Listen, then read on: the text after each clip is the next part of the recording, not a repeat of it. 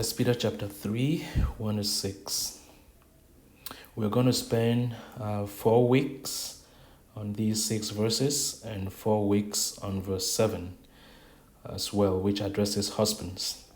The reason I'm slowing down 4 weeks on these 6 verses and 4 weeks on the next one verse that is directed to husbands is because I believe that marriage is very central, and I really long to have a better and ever growing, healthier marriage with my wife, and I'm hoping that you who are married would benefit from this slowdown over these verses, so that we can together grow in our marriages. And for single people, I think that you can learn from these verses as well. There is a lot to learn. First, how to pray for married people and how to prepare for marriage yourself. So let us slow down on these verses and learn. Today, we are going to focus primarily on verse 1 and verse 2, but I'm going to read the entire passage and we will launch into our devotional. Peter says, "Likewise, wives, be subject to your own husbands, so that even if some do not obey the word, they may be won without a word by the conduct of their wives, when they see your respectful and pure conduct. Do not let your adorning be external, the braiding of hair and the putting on of gold jewelry, or the clothing you wear, but let your adorning be the hidden person of the heart with the imperishable beauty of a gentle and quiet spirit, which in God's sight is very precious. For this is how the holy women who hoped in God used to adorn themselves, by submitting to their own husbands, as Sarah obeyed Abraham, calling him Lord. And you are her children if you do good and do not fear anything that is frightening." Like I said earlier, we are going to primarily focus on verse 1 and verse 2, and I have that before you now. Note that verse 1 begins with likewise. Likewise. So Peter is building on what he had said, and so we are supposed to read these verses in the broader context. He's building on an argument that he has been doing through this book. So let's observe the context and see how this likewise functions in this context. So the context Peter has been addressing, he began in chapter 2 verse 13, addressing the entire church, say, be subject to human institutions. And then in chapter 2 from verse 18 to 25, he addresses servants, and the subject again there, the theme again is submission or being subject. And here he begins chapter 3 with likewise, wives, be subject. So he began in chapter 2 verse 13 with the broader category addressing the entire church, and then he narrows down to servants who are within the church, and now he is focusing primarily on wives who are in the church, and calling them to submit. So this likewise is basically building on these other submissions that Peter has called for. And I think this likewise has more the meaning of and, so he's mainly developing his argument. But let's observe another thing in context. Before Peter addressed the believers to be subject to human authorities, and servants to be subject to their masters, and now wives to be subject to their own husbands, he had laid the grand category under which now these calls to submission are standing. And the grand command that he had given was in chapter 2 verse 12, keep your conduct, he says, among the Gentiles. So while you are in the world, keep your conduct among the Gentiles honorable. And the purpose is that so that when they speak against you as evildoers, they may see your good deeds and glorify God on the day of visitation. So this is the broad category, the call to live a certain way among Gentiles, so that even though they may think and speak evil against you, your good deeds and your good conduct will be seen, and it will result in the glory of God. It will result in the unbelievers glorifying God, and that is being saved, as we saw on the day of visitation. And after this grand call for a kind of conduct among Gentiles that would result in glorification of God, he addresses specifically subjecting to human authorities, and then how a servant to live such that their good deeds will result in glorification of God. Servants are to be subject to their own masters, and how our wives are to live so that their good conduct and their good deeds can result in the glorification of God. They are to submit to their own husbands. So that is how this passage fits in context. So we should read verse 1 and verse 2, the call to submission, as a call to live, for wives to keep their conduct among the Gentiles honorable by submitting to their husbands, so that their good deeds may be seen and God may be glorified. So that is the context. So we have to observe here that this call to submission is primarily a call to honor God as we live in the world, as we live among unbelievers, as we live with unbelieving neighbors, that we live and in such a way, and wives submit in such a way that unbelieving neighbors can see and be beckoned by it to glorify God. But let's focus on those two verses and do a few observations and make a few observations about this submission. So he says, likewise, wives. He's addressing wives. And note that he's addressing, to this point, he began with the whole church, and then he addressed servants, and he didn't address masters, and here he's addressing wives. It seems that Peter is speaking and focusing on the vulnerable people in the society, servant and wives, and addressing them. And I think he's speaking on these vulnerable people of less authority, because they represent the church. The church that is under the Roman Empire is vulnerable, and the servant and wives represent the church in their vulnerability to those in authority over them. So he says to them, likewise, wives, be subject to your own husbands. Now, Peter did not have to use this word, your own husbands.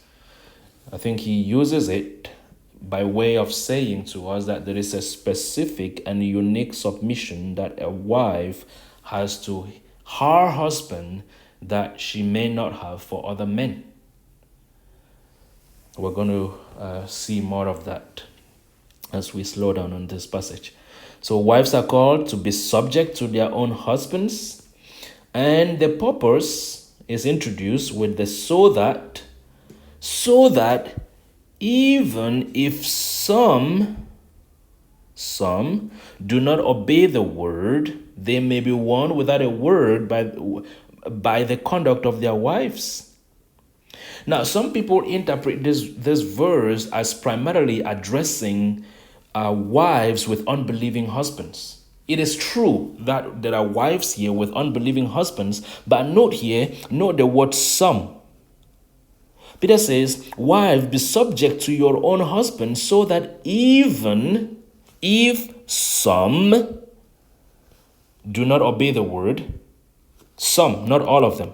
So there are some husbands who are not obeying the word, and Peter is saying, all of you wives, be subject to your own husbands, so that even if those who do not obey, even those who do not obey the word may be won without a word by the conduct of their wives.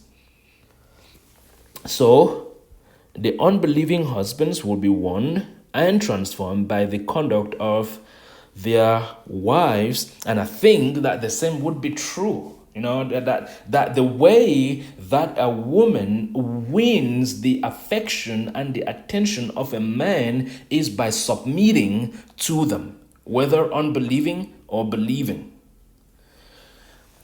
But let's continue, and I'm going to give a cautionary word on that submission later.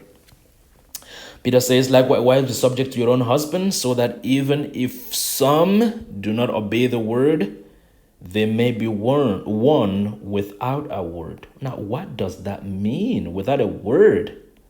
What does that mean?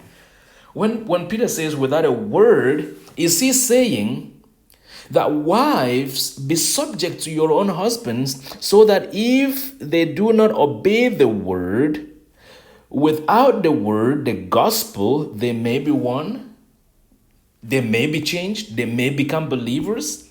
I don't think so. I don't think that this without a word refers to without the gospel. I think so, because we know that faith comes by hearing, and hearing by the word of truth.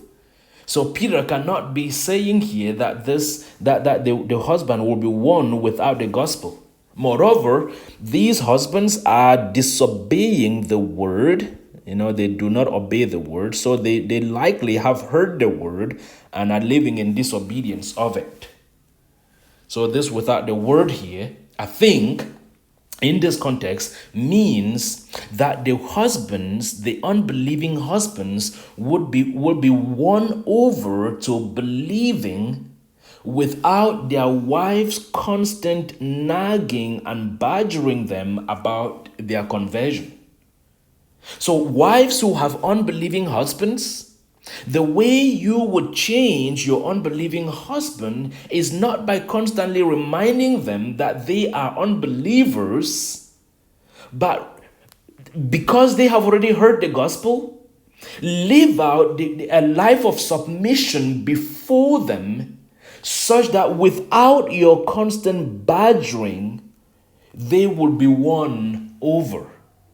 And I would say, even with believing husbands, when a wife nags the husband a lot, it can actually drive them away. Now, husbands, we are going to get to you later. We're going to get to us later. Okay. So, but let's speak to our women here. So you want to be careful, women, how much you speak.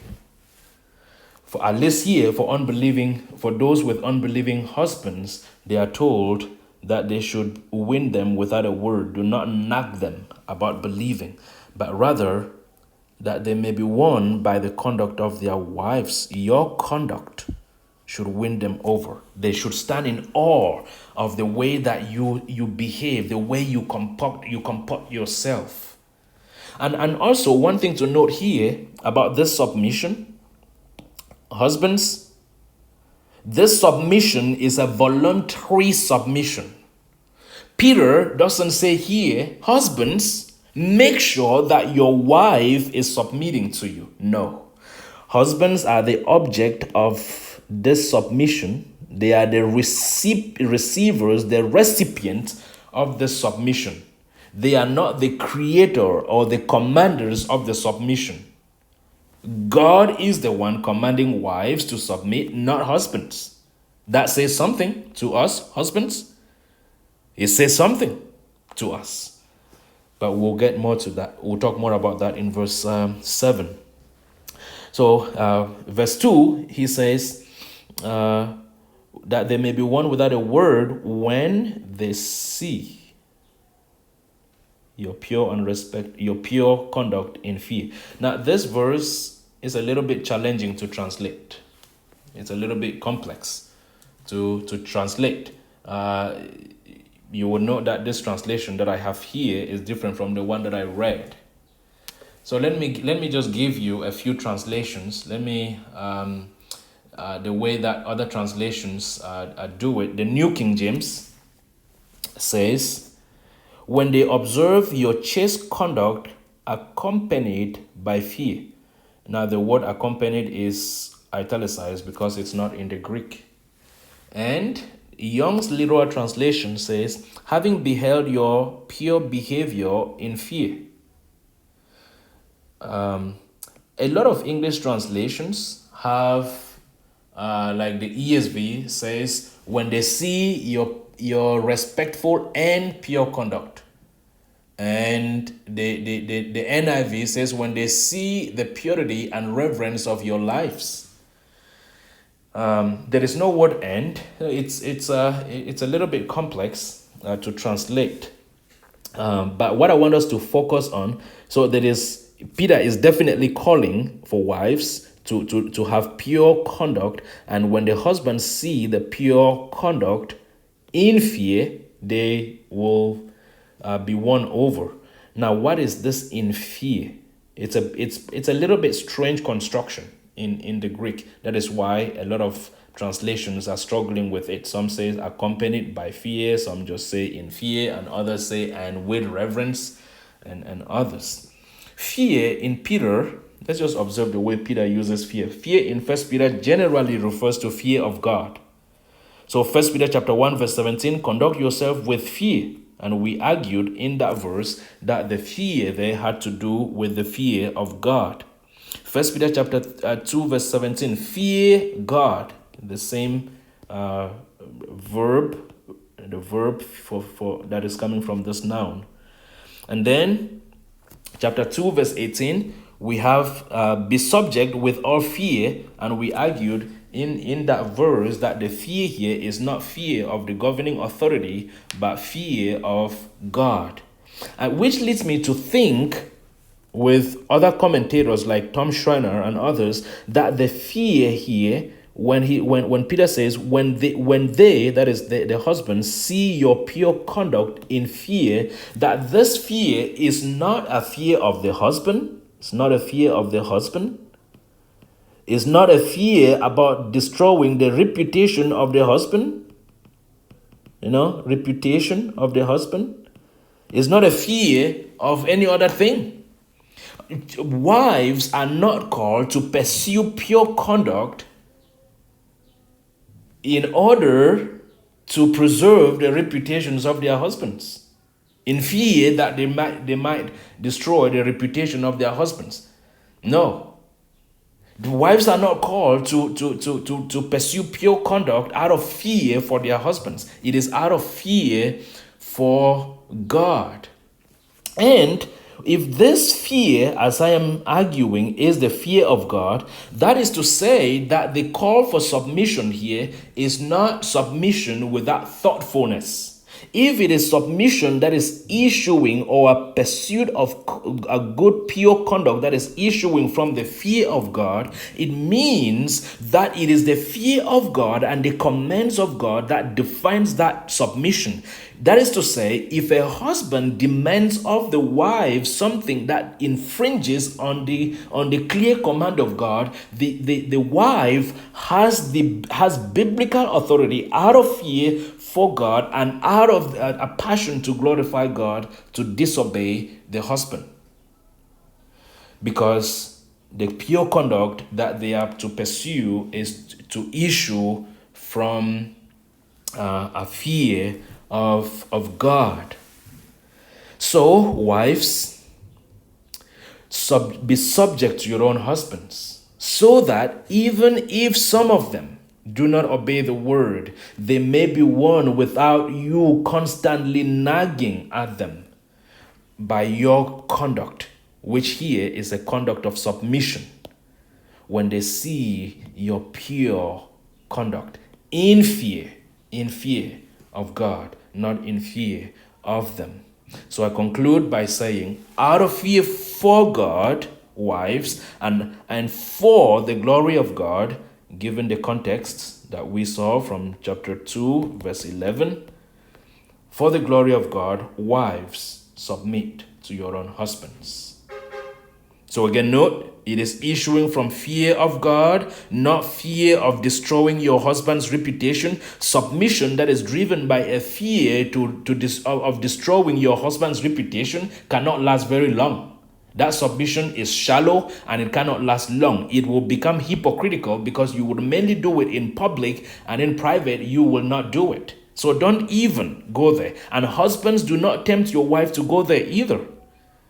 Let the submission flow out of fear for God. Let the submission be have as its goal the glory of God. And when you have as your goal the glory of God, and that goal is rooted in the fear of God, submission becomes easier. Not easy, but easier.